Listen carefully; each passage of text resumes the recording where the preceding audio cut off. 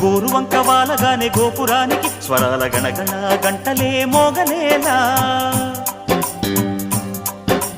గోపబాలుడొచ్చినాక గోకులానికి పెదాల కిలకిల పువ్వులే పుట్టలేదా బాలకృష్ణుడొచ్చినప్పుడే వయ్యారి నందనాలు నాట్యమాడగా వారసుణ్ణి చూసినప్పుడే